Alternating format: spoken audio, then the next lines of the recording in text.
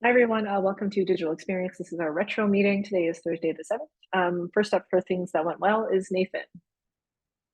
Thanks, Laura. Yeah, first one's actually about you. Thanks for the component audit. That Figma file, I have it open on a tab all day, every day.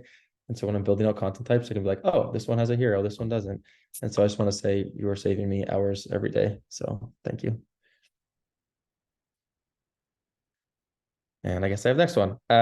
Yeah, we had a really good kind of pair programming session. Oh, um, sorry, that was working the other day with Mateo, John, and Miguel. So it was a lot of stuff about contentful and API limits and stuff like that. And it was really good. It was nice. Thank you.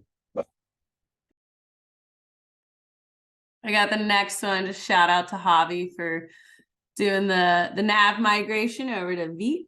And it's that MR buyer experience. It is snappy. I like it. So we'll be moving to release that next week, which is a big one. So super exciting. Pass it over to Philza.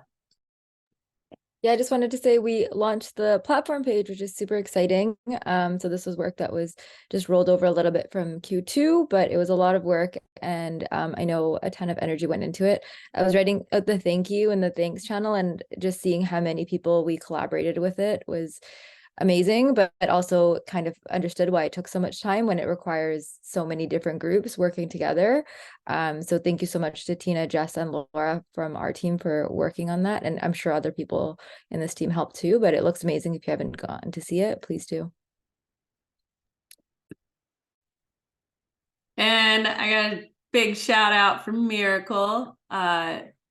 She's just really helped us and like leadership get aligned on what the marketing cookie does and how we want to iterate from it to make it better.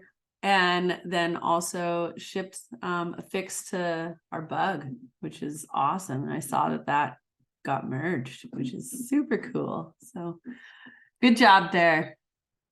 Right back to Philza. +1 on the miracle cookie. I know it's a lot of work, but I've gotten a ton of great feedback on it. And also it's called the miracle cookie, which is amazing. I wanted to shout out to the design team. So like Tina was saying, this week was a little bit stressful, but we got a video up, which is exciting. We have a deck that's coming. Please do watch the video. It's a little bit long, but if you're going for a walk, it's great insights. When we first started this work, I know we got a lot of hesitation from our team around the timeline. So being able to meet the deadline of September 7th for this video is incredible. And we have exactly watched 3x speed. We talk slow. I talk fast. So it'll be fine. But yeah, it's really exciting. So we're going to share that out with the rest of the org. And there's a lot of great insights that are going to inform our next year's thinking, which is super exciting. So great work for the design team. All right, last one. Shout out to John. He's built the next step component and it's in Contentful and it's ready to go. So we're going to ship that next week and it'll be our first live piece of content on the site from Contentful and allow us to maybe work through some things from there before we do a really big release. So good job getting that there. Things to improve on. John has one here also. I haven't read all of it. Does someone want to summarize that who understands what that's on? Maybe Nathan? I think it's basically the fields that come in the object in Contentful are very nested. He pasted an example there, the parent type fields, reference fields, and other reference fields. That's how it comes in Contentful. So I think he's suggesting making a solution beforehand because we are going to have Contentful and YAML files. So YAML files will have to have this same structure as well if the same component is going to consume content from both sources. I think that's what it is. Yeah, I think so. I'm curious though to see what Angular does. So John, if you hear this or next time, if you read this, yeah, it'd be cool just to see what that looks like. That's a really good one for engineering sync. I think getting all of us in a room and talking through that, because yeah, having all of the logic separated would be really kind of nice. We're going to end up with really heavy components. Yeah.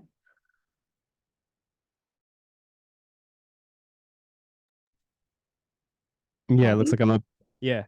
I didn't see a point for this, so I wanted to call it out. We're pushing up against those content type limits and entries pretty fast. I'm not sure if there's an actual way forward for us for this. I'm curious if there's like a view where we can actually see like how we're doing with the content types and whatnot. And I see there's some comments, so please take it away. Yeah, I might deviate it here a bit, but I think it's the same idea. I was just chatting with Megan and Laura about this, so feel free to reword it if I'm butchering this, but I'm curious if we should start looking at these one-off pages or these like more stuff. This dog's gonna drive me crazy.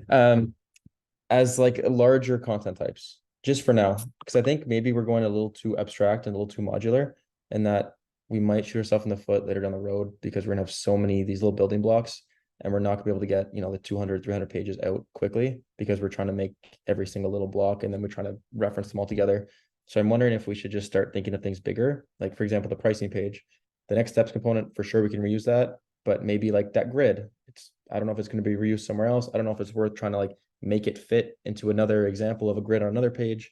Why don't we just hard code it for the pricing page for now? And then later down the road, if we find it reusable, let's make it reusable. So I almost want to like change the way we're thinking and, or propose we change the way we're thinking to maybe like static first. And then if it's reusable, go reusable later, if that makes sense. Because I'm nervous that we're going to spend way too long trying to create this massive structure of relationships and it's going to be a mess. Also, to add to that, if we create too many relationships, I think Contentful has a limit on 10, like how deep it can go in references. I believe it's 10 for that. It's the include property in the queries. Laura, Megan, do you want to add on to that? Did I make a mistake? It was brilliant. Now, just to reiterate, like we have a lot to do in a bit of a short amount of time. Like work small for now. Like we're learning as we go and we're finding better ways to do things, but maybe now is not the right time to do that. Just build it a simple way, and when you hit the wall, then you break through the wall. But no, there's no need to get a sledgehammer ready now. I'm really bad at metaphors, but hopefully that made sense. No, that's a good point though. Like, for example, the events page, like that hero, I don't think is reused on other pages. So instead of trying to adjust the existing hero to work, why don't we just hard code it in for that events page? And let's be real, like a lot of these pages aren't going to get updated by the content teams. The things they're going to update, they're going to update events, they're going to update customer case studies, you're going to update the blog. So maybe those template pages, sure, we start thinking about reusability there, but the pricing page, homepage, I don't think we want, you know, everyone being able to shift stuff around and make massive changes to these pages.